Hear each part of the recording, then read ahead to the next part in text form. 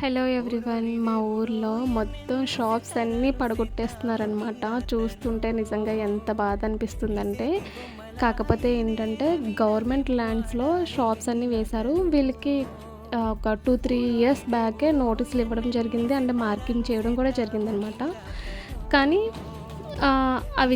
వాళ్ళొచ్చినప్పుడు చూద్దాంలే అనేసి అలా ఉండిపోయారు. బట్ ఆ రోజైతే రానే వచ్చింది. ఇంక అన్నీ పగలగొట్టేస్తున్నారు. చాలా ఇయర్స్ నుంచి పాపం వాళ్ళు బ్రతుకు తెరువు కోసం అని చెప్పేసి షాప్స్ అవి వేసుకున్నారు కదా! అవి అలా పోతూ ఉంటే చాలా బాధగా ఉంది. అండ్ మారేడుమిల్లిలో కూడా అంతే. నేను కొత్తగా జాబ్‌లో జాయిన్ అయినప్పుడే నాకు స్టార్టింగ్ ఇదే వర్క్ తగిలింది.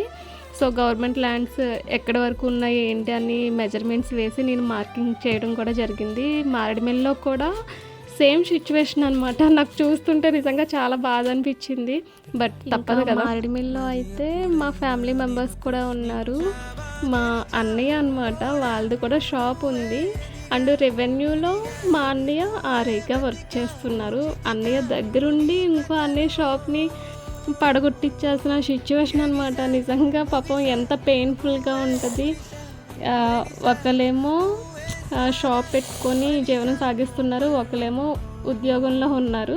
బట్ అది గవర్నమెంట్ ఆర్డర్స్ కాబట్టి ఇంకా తప్పట్లేదు. కానీ ఫ్యామిలీ మెంబర్స్‌లో కూడా ఇలాంటి ఒక సిట్యుయేషన్స్ వచ్చినప్పుడు అవి ఫేస్ చేయడం చాలా కష్టంగా ఉంటది.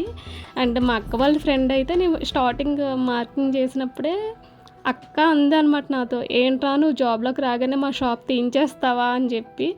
అప్పుడైతే అది ఒక 3 ఇయర్స్ బ్యాక్ జరిగింది నేను మార్కింగ్ చేయడం.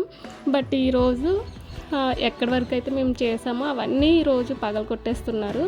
అక్క ఆ రోజన్న మాట నాకు ఈరోజు గుర్తొస్తుంది. చాలా